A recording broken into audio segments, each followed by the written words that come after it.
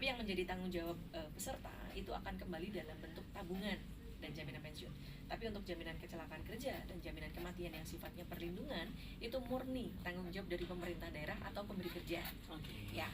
Nah, untuk pekerja yang ada di ekosistem desa memang pengalinya adalah persentase, Mas. Jaminan kecelakaan kerja itu persentasenya 0,24% dari upah yang dilaporkan kepada kami. Jaminan kematian 0,3%.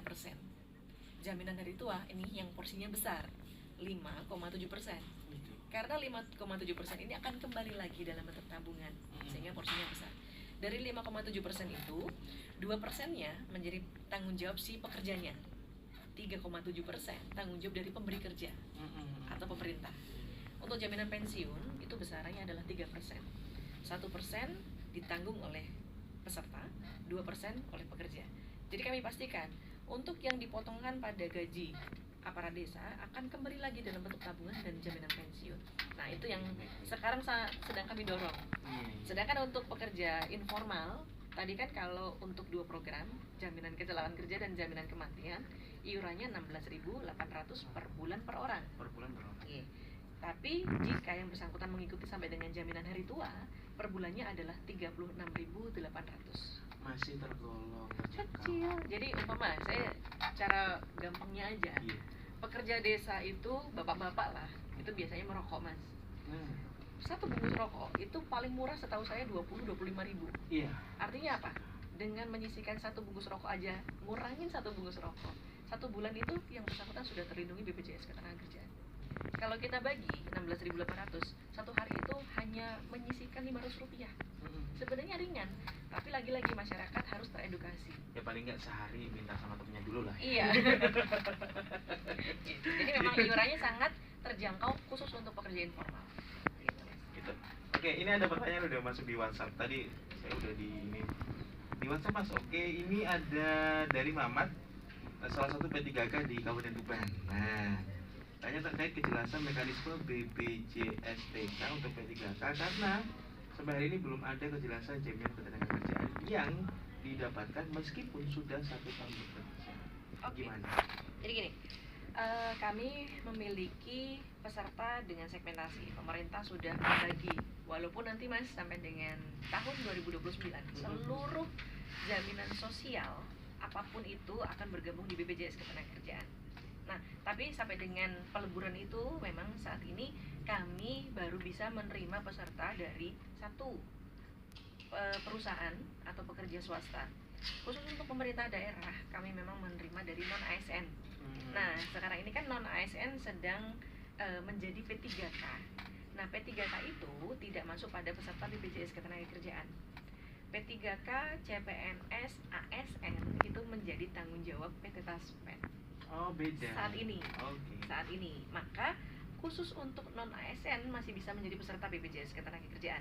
Dan saat ini memang untuk mereka non-ASN yang ada di Kabupaten Tuban sudah menjadi peserta. Namun bagi non-ASN yang beralih menjadi P3K memang sudah tidak bisa menjadi peserta BPJS Ketenagakerjaan. Gitu. Karena memang mereka adalah peserta PT Taspen. Nah, ini yang perlu mungkin ditanyakan karena setahu saya untuk P3K sudah otomatis menjadi peserta dari PT Taspen. Oke, jadi gitu ya untuk Pak Mamat tadi yang menanyakan tentang kegalauannya gitu ya.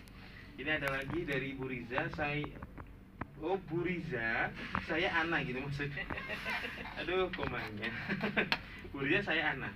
Gimana kalau kita mengundurkan diri atau resign dari perusahaan tempat bekerja sebelumnya? Apakah saya masih bisa menggunakan layanan BPJS Ketenagakerjaan jika sudah tidak lagi bekerja di perusahaan yang sama? Terima kasih. Oke, jadi gini, untuk pekerja formal, jika yang bersangkutan sudah resign atau keluar dari perusahaan, namun diterima kerja di perusahaan yang baru, maka tinggal melanjutkan kartunya, Mas. Tinggal melaporkan kepada HRD untuk melanjutkan. Nanti saldonya otomatis akan ditambahkan. Jadi dia tidak dari 0 lagi saldo jaminan hari tuanya. Tapi kalau yang bersangkutan, saya sudah keluar, resign, dan saya tidak mau bekerja di perusahaan lagi. Saya kepengen buka usaha sendiri, buka warung kelontong. Itu bagaimana? Apakah masih bisa menjadi peserta BPJS Ketenagakerjaan? Sangat bisa. Untuk tabungan pada saat yang bersangkutan bekerja di perusahaan bisa dicairkan. 1 bulan setelah dinonaktifkan bisa mencairkan jaminan hari tua. yang bersangkutan tidak bekerja lagi di perusahaan, tapi buka usaha. Maka yang bersangkutan tinggal beralih ke pesertaan menjadi peserta bukan penerima upah yang tadi saya jelaskan. Gitu. Dengan manfaat yang bisa dipilih, mau 3 program yang sampai dengan tabungan atau cukup dengan 2 program kecelakaan kematian aja. Jadi kami berikan pilihan kepada mereka. Oke, jadi masih bisa ya? Sangat ternyata? bisa. Dan Iya. memang kami selalu mengedukasi setiap hari, Mas, yang datang ke kantor kami untuk mencairkan jaminan hari tua. Mereka yang kerja dari perusahaan itu hampir 60 sampai 70 orang tiap hari. Setiap hari mereka mencairkan. Nah, pada saat mereka mencairkan, kita edukasi. Pak, lanjut kerja lagi nggak? Kalau enggak, bisa loh daftar mandiri. Jadi sambil kami edukasi. Karena memang masih banyak yang taunya bisa punya kartu BPJS Ketenagakerjaan kalau kerjanya di perusahaan. Nah, ini yang kami edukasi setiap hari. Makanya kami memperbanyak kemitraan untuk kanal bayar, kanal daftar.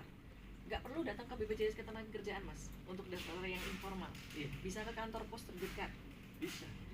Bisa ke agen briling. Agen briling itu kan sampai desa-desa ya. Iya. Mereka sudah bisa terima dan kami sudah mengedukasi agen briling yang ada di Kabupaten Tuban. Bisa melalui BNI, agen BNI juga bisa. Bahkan sekarang SRC, toko-toko SRC itu juga bisa menerima peserta BPJS Ketenagakerjaan yang informal. Jadi nggak usah repot datang ke kantor BPJS Ketenagakerjaan. Kalau pengen datang ya monggo. Tapi kalau jauh nggak perlu. Kan silaturahmi, Bu. Iya, boleh main ke kantor saya.